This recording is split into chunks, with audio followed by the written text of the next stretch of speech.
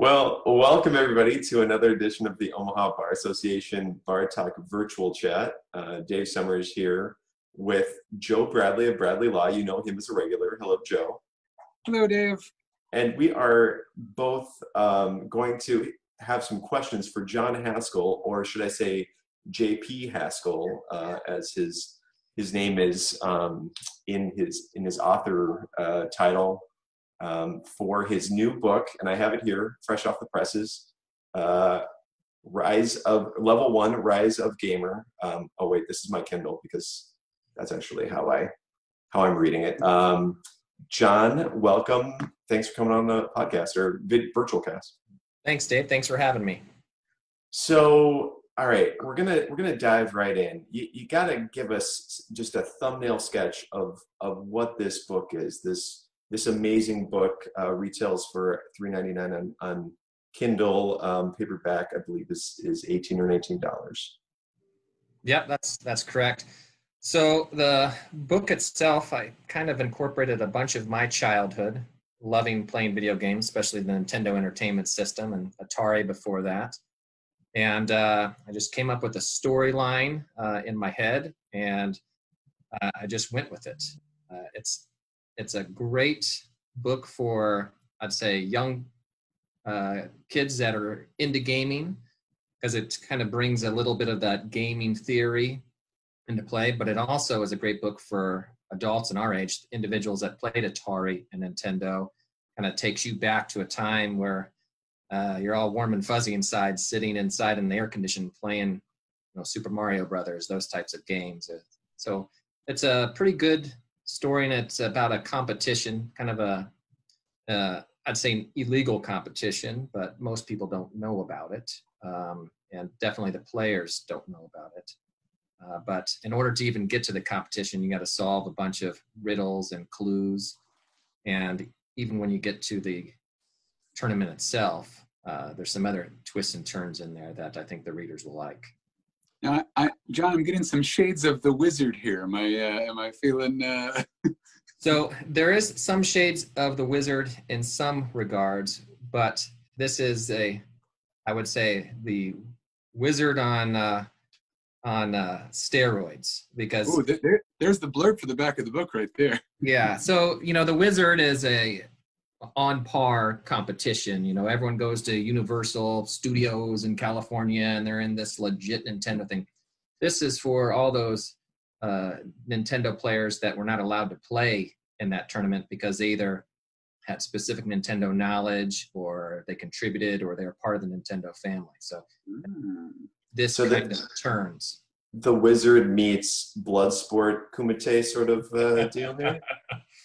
Pretty close. I like it. I like the Bloodsport, And we should give the background. For those who aren't aware, The Wizard was a wonderful movie with Fred Savage, Jenny Lewis, and Sean Conway as Christian Slater. And they travel across the country to a competition. And so it's a great on-demand movie, I'm sure. That movie was essentially Rain Man for kids, right? Right. Yeah. As a Nintendo advertisement, right? Yeah, and Bloodsport, as we know, is the story of Frank Dukes, who travels to the east and wins a martial arts competition. Just a bit of sampling from some of our favorites in the back. Now, I have to say, not finished with the book, so please no spoilers. But as far as what I've read so far, there is a bit of autobiographical, may I say, bits to it, maybe taking a bit of your past, and so it's not just complete fiction, it's sort of semi-autobiographical. Correct. I took some experiences from my childhood, how I was raised by my parents, so it's easier to draw on those things. I mentioned some disdain about having to go to mass on Sunday morning. That's in that, and that was now as an adult you realize what it was all about, but when you're a kid you're like, that's the last thing I want to do on Sunday morning. And I think a lot of young kids can relate to that too, that I don't want to go to church today, I just want to hang out. But you know, a lot of the characters are drawn off either my siblings or childhood friends. And some of the names of some of the characters are also drawn from them, even though they're not specifically named. So, I mean, we have to talk about this. You know, favorite games off the NES system or NES. You know, I see Contra in here. I see Castlevania, Goonies 2, which, wow, deep dive. You know, for me, those are outside of my, I was a later to NES sort of guy, you know, 92, 93. But are these your favorites, or were these just ones that came to mind because of how they were different and you could sort of, you know, walk a player through that, and that sort of drew, why did you go with these games? Okay. I went with those games because they're all related somehow. And as soon as you get through the book, you'll realize how they are related. Oh. I will tell you, Goonies 2, not my favorite game. That was a very difficult, frustrating game as a young trying, when you don't know what you're supposed to do, trying to figure things out. That was a very tough game. But if I had to go with my all-time personal faves, you know, obviously Contra, RBI Baseball, Tecmo Bowl. River City Ransom was a fantastic game. Yes. Ooh. About, you know, so, and I loved all the Super Mario Brothers, you know, Super Mario Brothers 1, 2, and 3. A lot of people don't know that 2 was actually another named game in Japan, and they incorporated it, but because didn't they thought the real Super Mario Brothers 2 was too hard for us? Yes. Yeah.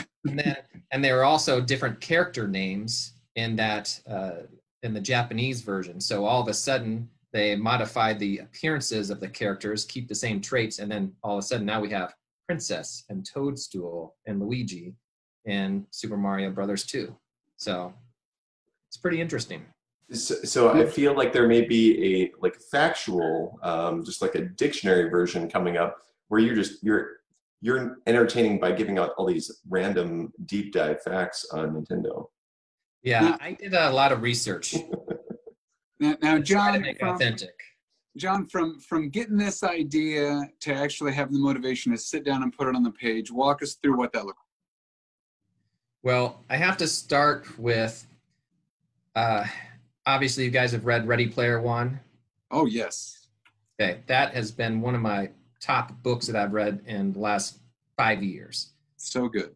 So when that went to the theaters, I was super excited. I got tickets for the first day. I walked out of there and I was just crushed. Yeah, it was a real bad movie. All of my favorite parts of the movie were going back in time and actually him sitting around playing the games. You know, the Tomb of Horrors when he was doing Dungeons and Dragons.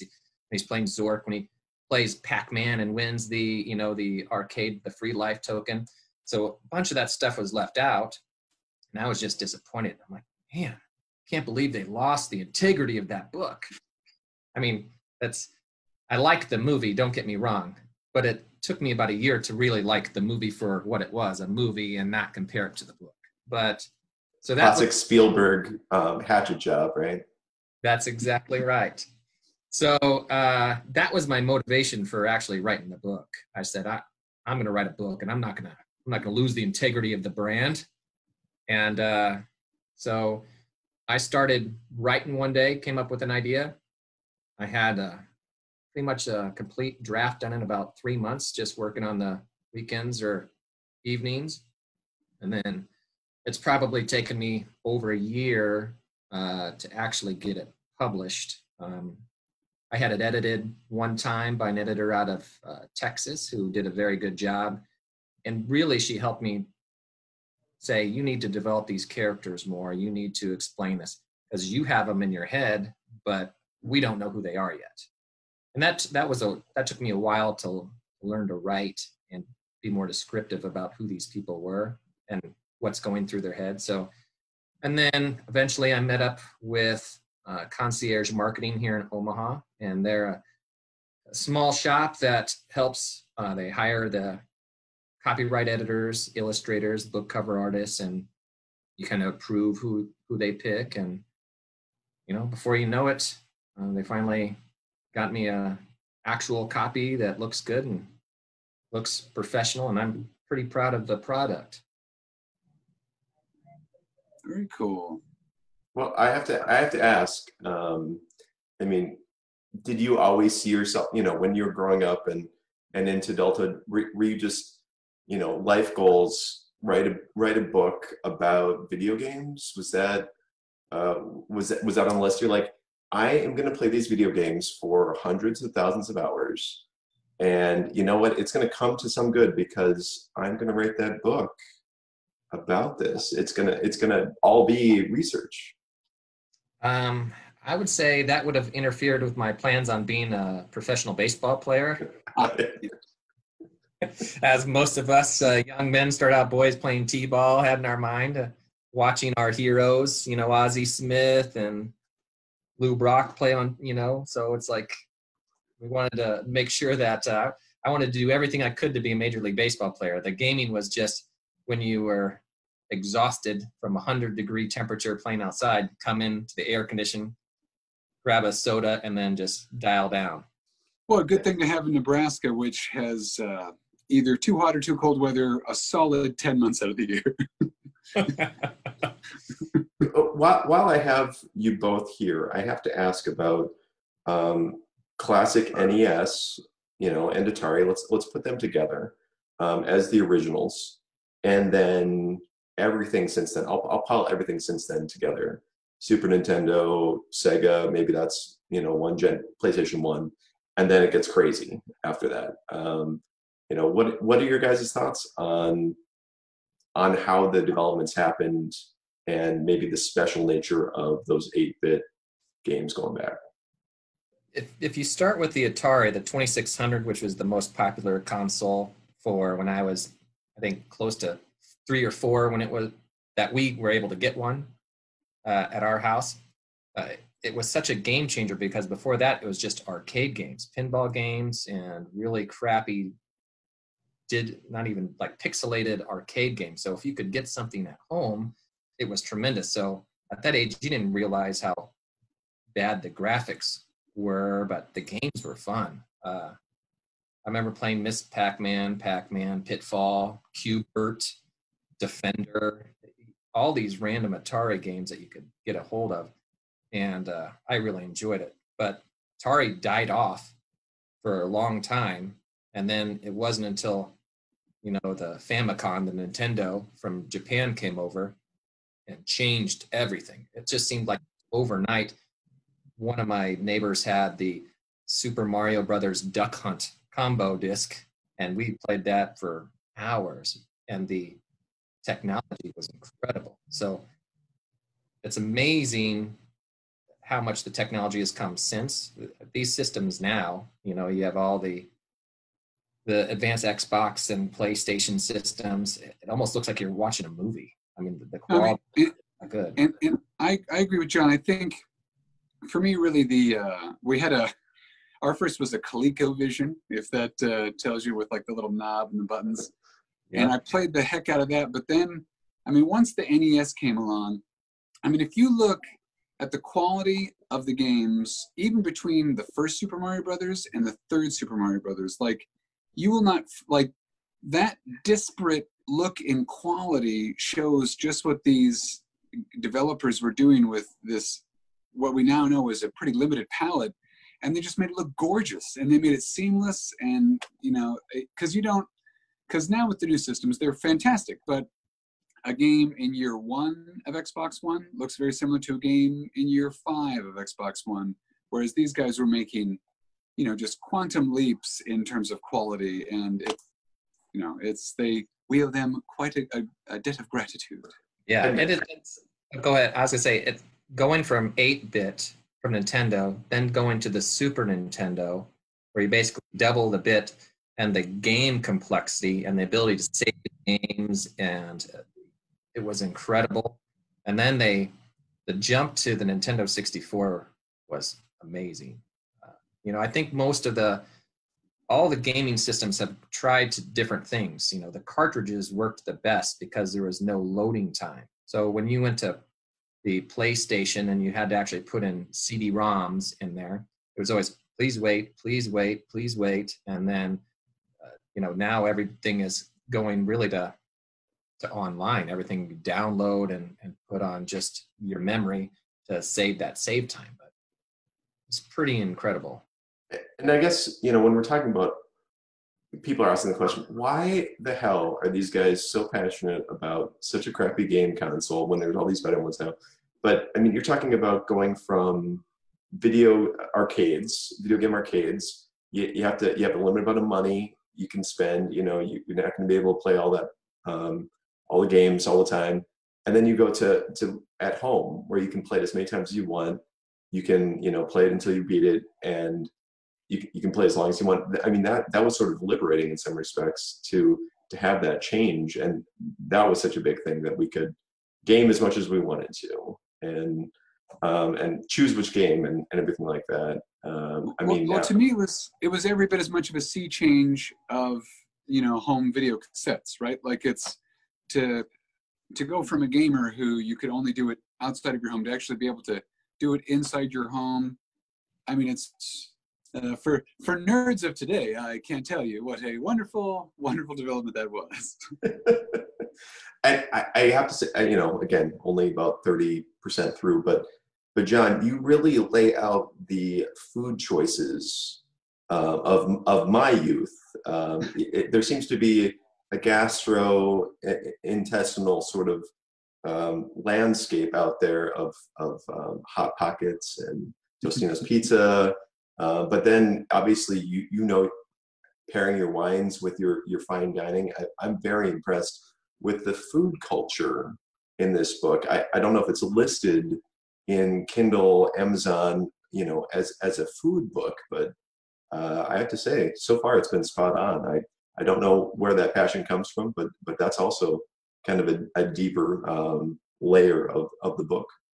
Yeah, you want to transport yourself back into that time period. And the best way I could do that was to draw on those things that I ate when I was that age, the stuff that was readily available. So the Totino's pizzas, the, pizza rolls or Hot Pockets, even, Shasta or drinking soda or whatever, that is what you defaulted to. And I think for the individuals who are our age reading this book, you instantly are transported back into that time and be like, yep, I remember burning my mouth on that Totino's pizza because I couldn't wait for it to cool down. Sorry, go ahead, John. Now, John, the one question I had was, so your book is about a video game contest. Now, do I understand you put on your own sort of video game contest every year? Is that right? Yes, that's true. That's true. Some people may have been to it. What? Yeah. Some people on this podcast may have appeared from year to year or once or twice. I every year around my birthday, first or second week in April, I usually have about 30 or 40, I'll say younger middle-aged people my age. And we play Mario Kart 64, which is one of the best games on Nintendo 64. And we just have a round-robin tournament. We get to the finals and see who wins. It used to start out when we were younger. Now it's evolved to a lot of yelling and swearing and some serious gameplay. So it's always fun and it's a great time. I guess we should also let the viewers know. Thanks, Mom, for watching, by the way. The viewers of this know about your setup at home, because gotta say, it is the best video game setup I've ever seen. Can you just describe it for those on the podcast, including my mom? Yeah. Depending on the year, I have 2 or 3 big screen TVs with the actual Nintendo 64s hooked up. The one interesting thing you guys may not know about is the brand new flat screen TVs. It's very difficult to play that game. So you have to mess with the settings to make sure you have the right parameters, because they're not used to widescreen. Those were basically made for, the CRT type TVs for their dimensions. So you got to mess with the settings on your flat screen to at least get the picture to where it's accurate. But I have 3 usual setups and chairs in front of everyone, and there's usually some cocktails or libations around and barbecue, and it's a good time. And you own every single Nintendo game, Sega game, SNES, 64? I don't own every single game. There's so many games. There's no way I could even get my hands on them now. I've been able to get some through eBay, the ones that I really wanted that I didn't have when I was younger. But I'd say I don't have that many games. I still have all the original systems. Nintendo, Super Nintendo, Nintendo 64, Sega, original PlayStation. John, this sounds like a spiel I'm sure you've had to give your wife a few times. Honey, I don't have all the games. I don't have all of them. She when we first got married, I had my Super Nintendo set up in another room, and I was playing it one time. She was in another room, and so I had it in the other room, and she accidentally bumped the cord, and it fell off the top of where the TV. Yeah, it's like the broken leg from Christmas Story, and it fell and it just shattered. So I still have the Super Nintendo; it still works, but like the plastic shell is no more. Yeah. She didn't even know what it was, but she felt terrible. But she's like, "I'm sorry." Yeah. It's it's like I said, it's like on Christmas Story. It's a big reward, It's huge. It's fragile. I have a theory. I want to run it past you guys and ask. I think I know, John. You're the video game player that will play the entire game, beat the game, master the game as the protagonist in the book. Joe, I haven't seen you play video games other than Mario Kart. I assume you're probably the same. I'm the guy who gets to like level 3 and just continues to die in the same spot over and over again, is happy as a clam, but like can't figure out how the system works. Like Zelda, I'll just keep on.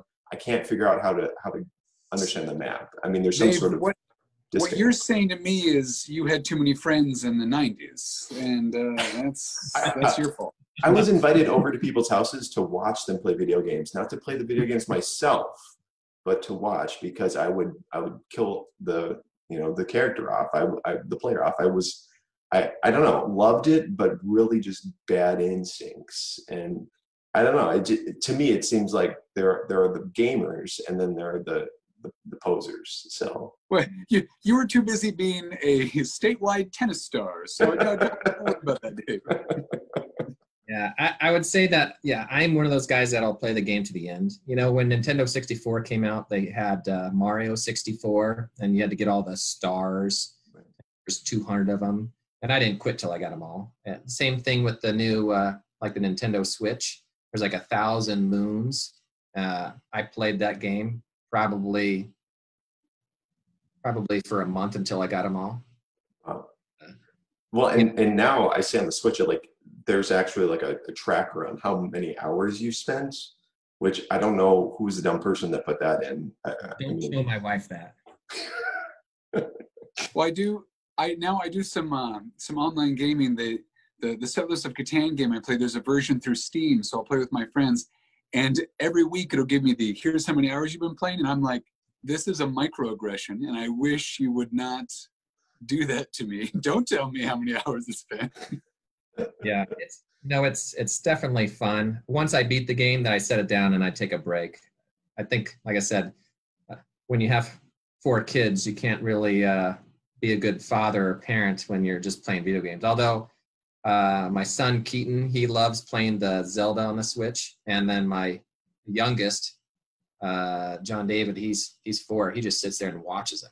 So Keaton feels like he has his own YouTube channel with his younger brother watching him the whole time. So that part's kind of fun, because at least that's bridging that gap and they can hang out together. Gentlemen, I have to jump on my other court thing. John, thank you for coming on. I'm so excited to read this book. All right. I hope you guys like it. Thanks, John. We'll talk again soon once I get done with this. And when you get that second book in the hopper, you let us know. We'll talk some more about this, all right? Definitely sounds good. All Thanks, right. John. Thank you. Bye.